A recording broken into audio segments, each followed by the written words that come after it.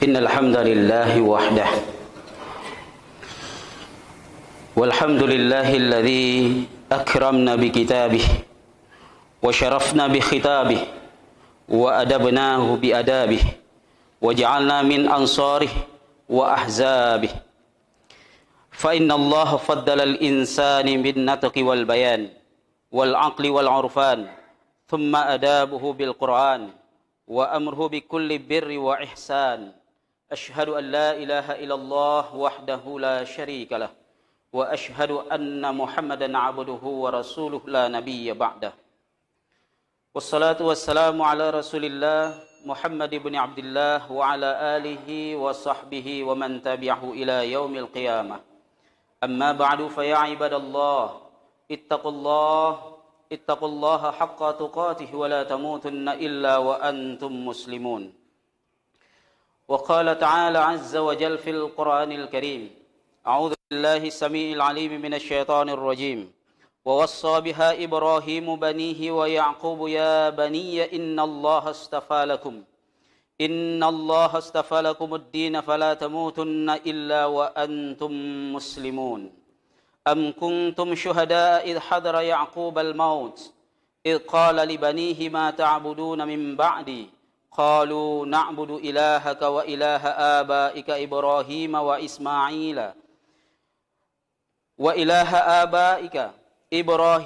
وإسماعيل وإسحاق إلها واحدا ونحن له مسلمون رضيت بالله ربا وبالإسلام دينا وبمحمد نبيا ورسولا رب اشرح لي صدري ويسر لي أمري واحلل عقدة من لساني يفقهوا قولي. Sidang jemaah Jumat yang insyaallah dimuliakan oleh Allah Subhanahu wa taala. Pada bulan November ini ada banyak hari yang diperingati. Mulai dari hari ayah, hari anak sedunia. Kemudian baru-baru ini ada hari guru dan pada bulan Desember nanti ada hari ibu. Jemaah insyaallah dimuliakan oleh Allah Subhanahu wa taala. Siapakah guru yang terbaik sesungguhnya bagi manusia? Bahwa kemudian ternyata guru terbaik itu adalah orang tua. Dan dari kedua orang tua itu sesungguhnya Allah Subhanahu wa taala memberikan tanggung jawab untuk menjadi murabbi terbaik itu adalah ayah. Maka anak-anak yang hebat itu akan lahir dari hasil kreasi seorang ayah yang hebat. Itu yang sesungguhnya yang harus terjadi di dalam setiap generasi dalam sebuah keluarga. Jemaah yang insyaallah dimuliakan oleh Allah Subhanahu wa taala. Di dalam Al-Qur'an Allah Subhanahu wa taala ketika menyebutkan tentang interaksi komunikasi antara orang tua dengan anak, maka di sana Allah Subhanahu wa taala memisahkan antara ayah dengan ibu. Ibu lebih banyak disebutkan oleh Allah Subhanahu wa taala tentang jasa-jasanya, tentang pengorbanannya. Sementara interaksi komunikasi itu hanya disebut oleh Allah Subhanahu wa taala sebanyak 3 kali. Yang pertama, interaksi Hajar, istri Nabi Ibrahim alaihissalam dengan anaknya Ismail. Kemudian interaksi istri Imran bersama dengan Asia, istri Fir'aun, di dalam komunikasinya dengan Nabi Musa alaihissalam. Kemudian yang ketiga adalah interaksi komunikasi antara Maryam dengan putranya Isa alaihissalam. Selebihnya ada 14 kali Allah Subhanahu wa taala menyebutkan tentang interaksi komunikasi antara ayah dengan anak, yang bahkan lengkap dengan keteladanan yang diberikan oleh para ayah terhadap anak-anaknya diceritakan secara detail oleh Allah Subhanahu wa taala di dalam Al-Qur'an, yang bahkan nanti secara khusus Allah Subhanahu wa taala menceritakan kisah Luqman di dalam mendidik anaknya di dalam surah Luqman. Jemaah yang insyaallah dimuliakan oleh Allah Subhanahu wa taala. Dari sinilah kita memahami bahwa sesungguhnya anak-anak yang hebat, anak-anak yang cerdas, cerdas intelektualnya, cerdas spiritualnya, dan cerdas emosionalnya akan lahir dari sebuah kreasi yang dilakukan oleh seorang ayah. Ayahlah yang bertanggung jawab terhadap pendidikan anak-anaknya sesungguhnya. Pendidikan akidahnya, pendidikan ibadahnya, pendidikan akhlaknya. Dan ketika bicara pendidikan yang dikreasikan oleh seorang ayah terhadap keluarganya, terhadap anak-anaknya, maka di sana berbicara tentang keteladanan, uswatun hasanah, qudwatul hayah, yang harus diberikan oleh seorang ayah kepada anak-anaknya. Jemaah yang insyaallah dimuliakan oleh Allah Subhanahu wa taala. Guru dan lembaga pendidikan hanya membantu kita para ayah. Bukanlah tugas utama mereka di dalam mendidik anak-anak kita. Tapi mereka hanya memberikan sumbangsih waktu di dalam membantu kita para ayah untuk mendidik anak-anak kita.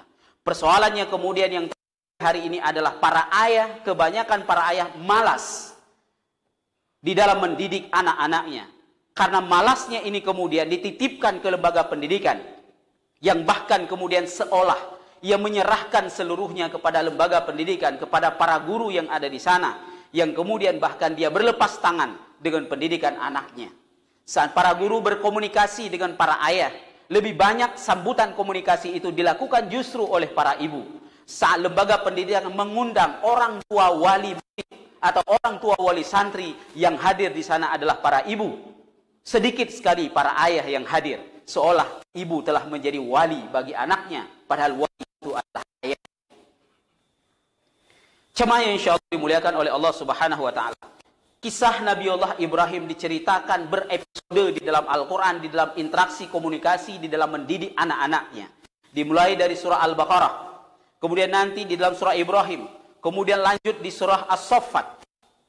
Bahkan lengkap dengan doa sebelum kehadiran anak. Ketika Nabiullah Ibrahim alaihissalam berdoa kepada Allah, Rabbi habli minas salihin. Jauh sebelum memiliki anak, beliau sudah berdoa kepada Allah agar dianugerahkan anak yang saleh. Anak yang baik, anak yang akan berbakti kepada Allah Subhanahu wa taala.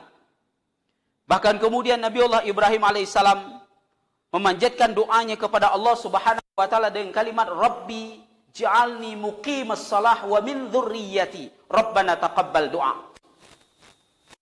Sebelum anak itu lahir, beliau sudah berdoa agar dijadikan beliau dan anak-anaknya itu sebagai orang yang muqimas shalah, orang yang mendirikan salat. Bahwa ternyata di dalam pelaksanaan ibadah keseharian seorang anak itu, jika tidak dibantu dari awal dengan doa oleh orang tuanya, inilah salah satu kesulitan kemudian orang melaksanakan ibadah itu. Jadi sehingga ketika ada pertanyaan mengapa begitu banyak orang hari ini tidak mau sholat, dengan mudah meninggalkan sholat, karena memang sebelum kehadirannya tidak didoakan oleh orang tuanya untuk menjadi orang yang muqimus shalah, untuk menjadi orang yang mendirikan sholat. Lebih banyak kemudian didoakan untuk yang lain, menjadi anak yang cerdas, anak yang pintar, anak yang pandai, anak yang berilmu, tetapi dia lupa akan akidahnya. Menjadi anak yang berakidah, anak yang beriman, anak yang bertauhid, anak yang mendirikan sholat, anak yang berbakti kepada Allah dan Rasulnya, anak yang mencintai agamanya, anak yang solih dan solihah. Jemaah yang insyaallah dimuliakan oleh Allah Subhanahu wa taala. Tidak hanya Nabiullah Ibrahim yang diceritakan oleh Allah Subhanahu wa taala, demikian juga dengan Nabiullah Yaqub, cucu Nabiullah Ibrahim alaihissalam. Juga dikisahkan oleh Allah Subhanahu wa taala bagaimana Yaqub alaihissalam mendidik anak-anaknya. Ketika Yaqub berkata, "In kuntum syuhada'i hadara Yaqub al-maut, idh qala li banihi ma ta'buduna min ba'di." Dia bertanya kepada anaknya, dan pertanyaan ini bukan satu dua kali. Dia pastikan akan tauhid dan akidah anaknya, apa yang akan dia sembah sepeninggalannya. Maka anak-anaknya pun menjawab, qalu na'budu ilahaka wa ilaha abaika Ibrahim wa Ismail wa Ishaq ilaha wahida wa nahnu lahu muslimun. Dan ini yang ingin dipastikan oleh Yakub kepada anak-anaknya semuanya. Walaupun nanti dalam perjalanannya anak-anaknya ada yang bahkan ingin membunuh saudaranya sendiri Yusuf alaihissalam. Tetapi pendidikan yang diberikan oleh Yakub itulah pendidikan yang sudah optimal, yang sudah maksimal. Diiringi dengan doa jauh hari sebelum dia memiliki anak. Diiringi dengan memastikan akan akidah anak sebelum kematiannya. Demikian juga kisah Nabi Zakaria. Walaupun ia sudah tua dan mengetahui istrinya dalam keadaan mandul tidak mungkin melahirkan seorang anak, tapi dia tetap berdoa kepada Allah Subhanahu wa taala dengan munajat yang optimal, dengan munajat yang serius, agar Allah menganugerahkan kepadanya anak yang saleh, anak yang baik, anak yang berbakti. Dan kemudian Allah memberikan kabar gembira, diabadikan hal ini dalam surah Maryam. Dan bahkan kemudian Allah Subhanahu wa taala menyebut namanya sebelum kelahirannya, Yahya. Jemaah yang insyaallah dimuliakan oleh Allah Subhanahu wa taala. Demikian pula ketika Allah Subhanahu wa taala menceritakan bagaimana Luqman mendidik anak-anaknya. Tidak diceritakan istri Luqman di sana, tapi yang diceritakan adalah Luqman. Ketika ia berkata kepada anaknya, ketika dia berwasiat kepadanya dengan wasiat yang sangat lengkap. Mulai dari pendidikan akidah, pendidikan ibadah, pendidikan akhlak. Adab terhadap orang tua, adab dengan sesama manusia. Adab dengan Allah. Wasiat dengan salat. Untuk tidak menyekutukan Allah dalam ketauhidannya.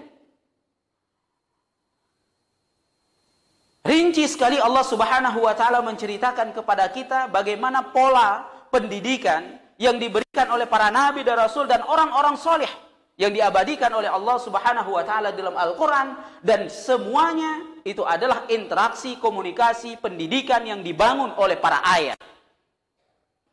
Keteladanan-keteladanan yang diberikan oleh para ayah sehingga menumbuhkan, menjadikan anak-anak yang hebat, anak-anak yang bukan hanya cerdas secara intelektual, cerdas secara emosional, cerdas secara spiritual, sebagaimana sosok Nabiullah Yusuf alaihi salam. Bagaimana beliau menghadapi kehidupannya dengan sangat sulit. Mulai dari pembunuhan, upaya pembunuhan yang dilakukan oleh saudara-saudaranya dengan dicampakkan ke dalam sumur. Tapi apakah kemudian beliau marah dan dendam kepada saudaranya? Tidak. Bahkan kemudian Nabi Yusuf memberikan peluang hidup yang lebih baik kepada saudaranya saat Nabi Yusuf bisa saja menghukum 10 saudaranya itu untuk dipenjarakan.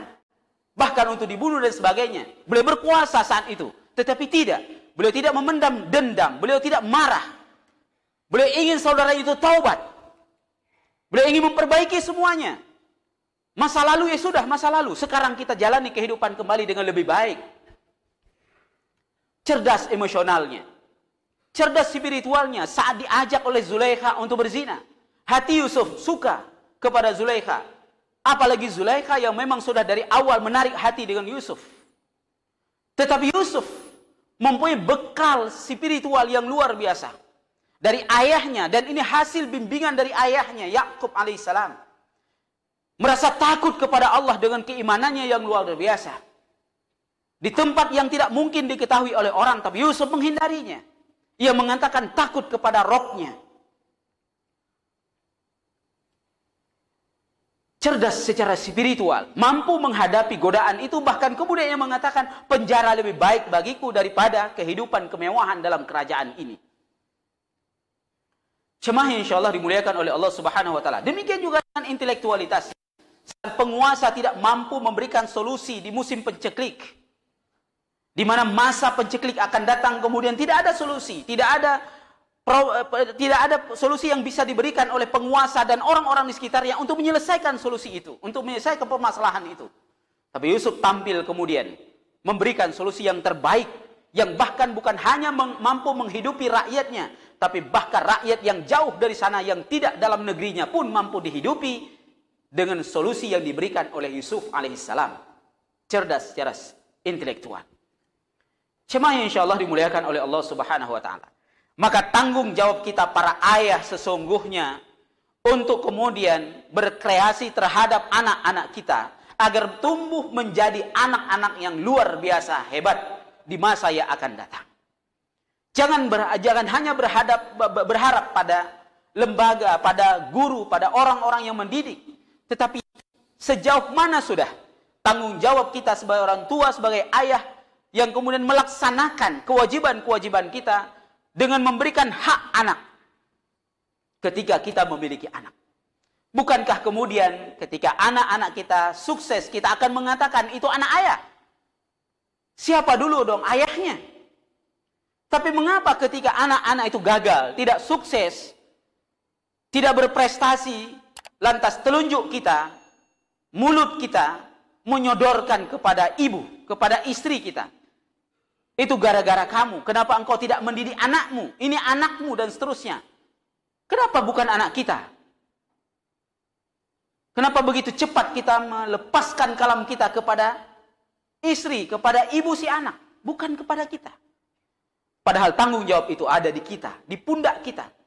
Yang bahkan tidak sedikit para ayah menghabiskan waktunya di luar rumah bersama dengan teman-temannya, bersama dengan kawan-kawannya, tapi sedikit sekali waktu bersama anaknya, yang bahkan kemudian waktu yang tersisa dengan anaknya adalah waktu letih, waktu capek, waktu tidak bisa diganggu, waktu istirahat, waktu dia sangat lelah, waktu dia tidak bisa berpikir dengan baik, waktu dia tidak bisa memberikan solusi, sehingga seolah ada gap antara anak dengan ayah, yang menyebabkan kemudian si anak tertutup dengan ayahnya. Tidak mau curhat dengan ayahnya, tidak mau terbuka dengan ayahnya, tidak mau mencari solusi dengan ayahnya. Akhirnya semuanya tertumpu kepada ibunya, yang terkadang punya keterbatasan di dalam memberikan solusi dan jalan keluar terhadap persoalan-persoalan yang dihadapi oleh anaknya. Yang bahkan lebih naif lagi ketika para istri mencoba menceritakan, berbagi kongsi, agar mendapatkan penyelesaian dengan ayahnya, dengan ayah si anak, dengan suaminya itu. Ternyata si suami kemudian larut dalam mimpinya dan istri terus bercerita dan akhirnya tidak mendapatkan solusi apapun. Jemaah yang insyaallah dimuliakan oleh Allah Subhanahu wa taala. Maka ketika kita melihat bagaimana Allah Subhanahu wa taala memberikan pembelajaran kepada kita di dalam interaksi komunikasi dan pendidikan di rumah-rumah kita, maka di sana kita dapati bahwa kitalah para ayah yang sangat harus bertanggung jawab untuk membawa keluarga kita ke dalam syurga. Ya ayyuhalladzina amanu qu anfusakum wa ahlikum nar. Bahwa kemudian ar-rijalu qawwamuna 'alan nisa. Dalam keluarga itu kitalah para ayah pemimpinnya, kitalah murabbinya. Kitalah yang harus menjadi guru terbaiknya, teladan dalam kehidupannya. Kitalah segalanya sesungguhnya bagi keluarga kita, bagi anak-anak kita, bukan hanya sebatas mencari nafkah kemudian melengkapi seluruh materi yang dibutuhkan oleh si anak itu. Yang penting makan, minumnya, pakaiannya, keperluannya, dan segala macam materi, bentuk materi lainnya terselesaikan, maka selesai tugas kita sebagai ayah. Tidak. Itu hanya dalam bentuk materi dunia saja. Tapi bagaimana dengan ruhnya? Dengan karakternya? Dengan kepribadiannya? Dan itu sesungguhnya yang lebih penting daripada hanya sekedar materi yang dipenuhi, yang disanggupi dan sebagainya. Maka jemaah yang insyaallah dimuliakan oleh Allah Subhanahu wa taala, sesungguhnya anak-anak hari ini dan anak-anak yang akan tumbuh menjadi dewasa, pemimpin di masa depan, itulah anak-anak yang dari hasil kreasi kita hari ini. Kita hari ini menjadi seperti ini, itu karena orang tua kita. Orang tua kita telah berkreasi untuk kita. Doa-doa mereka dalam setiap nafas dan nadi mereka, dalam setiap aliran darah mereka, yang kita tidak pernah tahu bahwa mereka terus berdoa sampai akhir hayat mereka. Dan jika mereka sekarang masih hidup, masih terus berdoa untuk kita. Sehingga kita bisa seperti ini. Nah, pertanyaan yang kemudian adalah bagaimana dengan anak kita? Terutama anak-anak kita yang masih belia. Yang hari ini disibukkan dengan berbagai permainan dunia. Android di tangan mereka. Dunia maya yang luar biasa. Media sosialnya. Dunia itu kecil di tangan anak-anak hari ini. Belum lagi permainan gamenya. Dan naudzubillah, kita berlindung kepada Allah Subhanahu wa taala dari segala kerusakan-kerusakan yang akan terjadi itu, yang menyebabkan kerusakan di masa depan dalam kehidupan anak-anak kita. Dan ini menjadi tanggung jawab kita sesungguhnya di dalam kemudian memberikan bimbingan pembelajaran kepada anak-anak kita untuk membentuk diri menjadi pribadi-pribadi yang luar biasa. Sehingga menjadi manusia yang terbaik. Kuntum khaira ummah. Menjadi khairul bariyah. Menjadi ajabul mu'min. Orang-orang beriman yang menakjubkan di masa depan. Sehingga kita jangan hanya berharap, tapi kemudian tidak berbuat. Maka jemaah yang insyaAllah dimuliakan oleh Allah subhanahu wa ta'ala. Terutama kepada pasangan-pasangan muda, keluarga-keluarga muda, yang anak-anaknya, yang mungkin belum hadir, yang mungkin sudah ada, dan kemudian masih bayi, masih anak-anak. Maka inilah saatnya kemudian bagaimana kita terus melakukan upaya yang optimal terhadap anak-anak kita, agar mereka menjadi tumbuh, menjadi generasi yang luar biasa di masa yang akan datang. Tidak larut dalam dunia permainan, yang menyebabkan mereka lalai dari kehidupan mereka sendiri, yang bahkan kemudian bisa melalaikan mereka dari zikrullah, dari mengingat Allah, dari menjadikan diri sebagai ibadah Allah, ibadur rahman. Maka jemaah yang insyaallah dimuliakan oleh Allah subhanahu wa ta'ala, kita menyadari sebagai anak bahwa guru kita yang paling hebat adalah orang tua kita. Dan kemudian menyadari diri kita menjadi guru yang paling baik untuk anak-anak kita di kemudian hari. Dan bahkan kemudian tentu harapan terbesar kita sebagai orang yang beriman, yang telah memiliki keluarga, yang mencintai keluarga kita, seluruh anggota keluarga kita, adalah bukan hanya bersama di dunia dalam sebuah keluarga, tapi bagaimana kemudian kita berupaya secara sungguh-sungguh untuk tetap bisa bersama sebagai sebuah keluarga di dalam syurga Allah subhanahu wa ta'ala. Aqulu qawli hadha wa astaghfirullah li wa lakum fa'tabiru ya ulil absar.